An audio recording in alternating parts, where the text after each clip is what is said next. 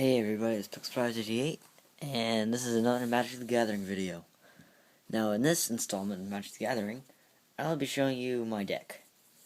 So my deck is based around the colors black and red. Black is the symbol of death and doing whatever it takes to win. Red is the symbol of fire, and honestly I have no idea what red stands for, so that's good. But I'll be showing you the key cards in my deck and everything in my deck basically. So first of all, I have all my land cards, all just a bunch of swamps and mountains. Mostly swamps though. I do have a bunch of mountains. Now, the starter pack I got, which was, I believe it was called, I don't remember. Slaughterhouse. It's called Slaughterhouse. The main feature of that deck is this card, Harvester of Souls. Now, Harvesters of Souls, sorry, it's a little bit too bright. Harvester of Souls costs 6 mana to cast. It's a demon. It has Death Touch, so basically it does instant death. And whenever something else on the field dies, I get to draw a card. 5/5. So that's pretty good. Although it's not really the main feature of my deck, it's a pretty good card. Now the main features of my deck, my main two cards. Hang on a second. Okay.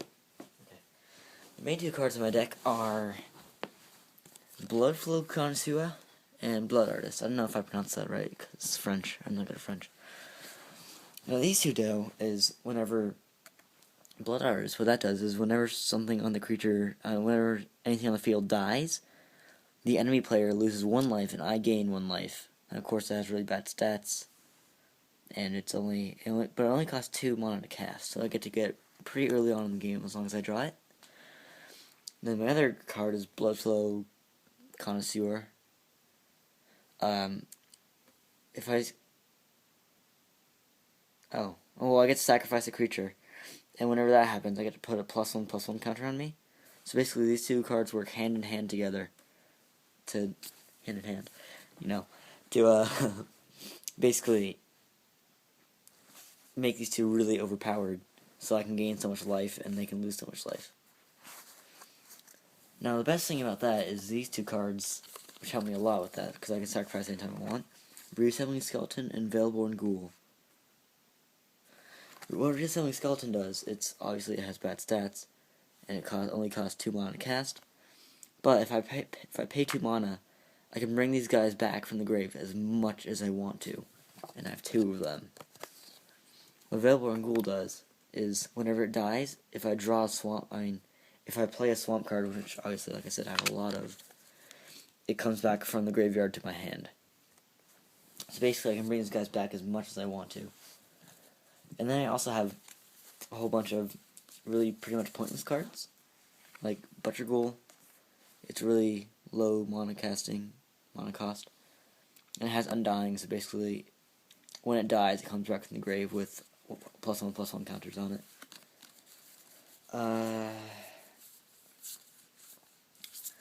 This is another good card, Bone Splinters. I sacrifice one of my creatures. Sorry, no, it's a little bit blurry. Can I turn this off? Hang on. There we go. Alright, so what Bone Splinter does is it only costs 1 mana to cast, but if I destroy one of my creatures, I get to destroy one of my enemy's creatures, basically meaning anything. So I can sacrifice one of my little, crappy little dudes like Butcher Ghoul, bring back from the grave, so there's basically no penalty for killing one of my guys, and I can kill whoever of the enemy's cards I want. That's pretty awesome. And I have a bunch of these guys who are called Haunted Ghouls. They only cost 1 mana to cast. Yeah, really freaking dirt cheap. Now, unfortunately, they cannot block against humans, but they do have 1/2. So that's pretty good. So they're really kind of just like meat shields, I suppose. One sec. Okay, this is my dog. Sorry, my dog is whining. I didn't know what it was. It scared me. Except not really, it didn't scare me. Another card I like to use if I can find it somewhere. Here it is. Demon Lord of Ashmouth. Now this card, it does cost quite a bit to summon. 2 swamps, 2 anything else. Sorry, hang on. I'm waiting for it to focus. Well, I'll just read it to you. So it has flying, and when it enters the battlefield, I get to just kill anything I want, basically. And then it has undying, so I can come back to the grave with 1/1/1/1 counters on it. And it has 5/4 strength and toughness. So that's pretty amazing. Now then, I'll just like kind of go through my deck, just like Disentomb, Flame, Watch Party.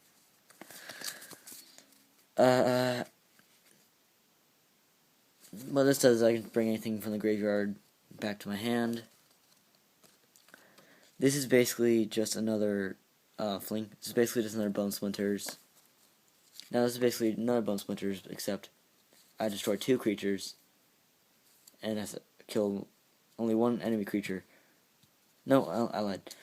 I get sacrifice a creature, I destroy target creature, but the opponent also loses 2 lives. Raging Poltergeist, it's a really good card. Kind of expensive a little bit, but it has 6/1, so it's pretty much really powerful. This guy I don't like too much. I don't really summon him whenever I have him. It's okay, Fiend. When it dies, each player loses 3 life, so I don't really like that too much. And the stats aren't too good for its point cost, which is 3/2.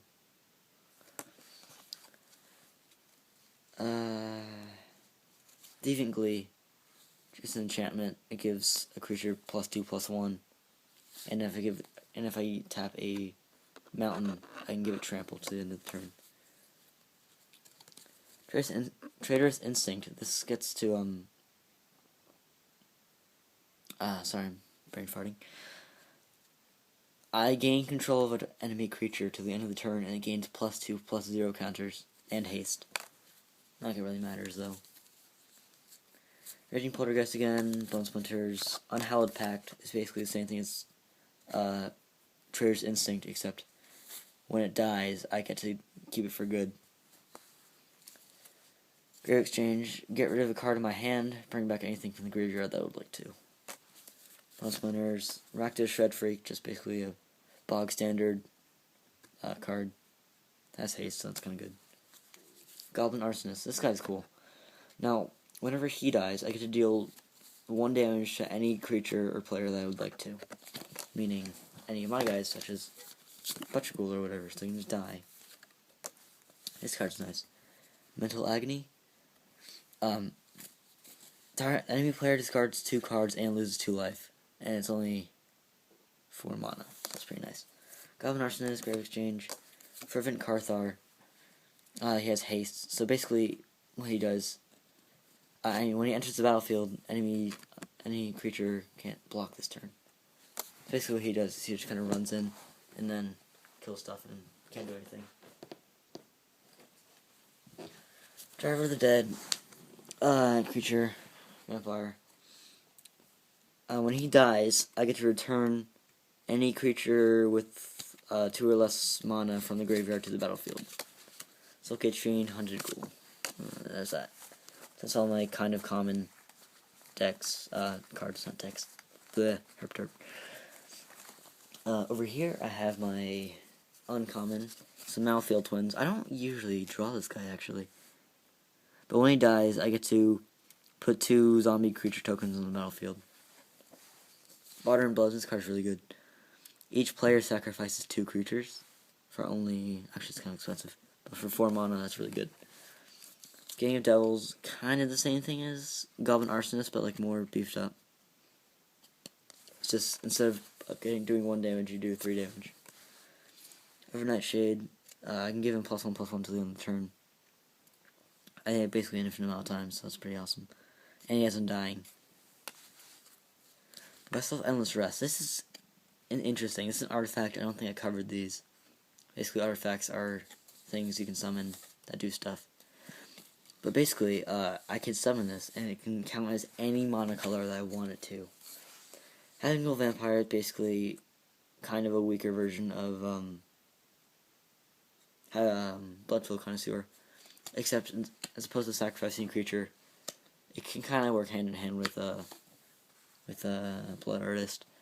So whenever something dies against +1/+1, it's kind of like a Blood Flow, but not really. Another Nightshade. And then Demon Lord Taskmaster. He's actually pretty cheap. He's flying. He's basically like a less powerful version of Demon Lord Vashmouth. Yeah, pretty much the same thing, so he doesn't have Undying. So that was my deck. Yeah. I'm not sure if I covered this in the last video, but most decks are around 60 cards. I think like 25 lands and then 35 creatures would be the best bet. Obviously, it's kind of a thick deck. Everything. Now, from what I gather, D3rps is gonna play white and blue. Blaze, I have no idea what he's gonna play. I think black and green. I'm not sure.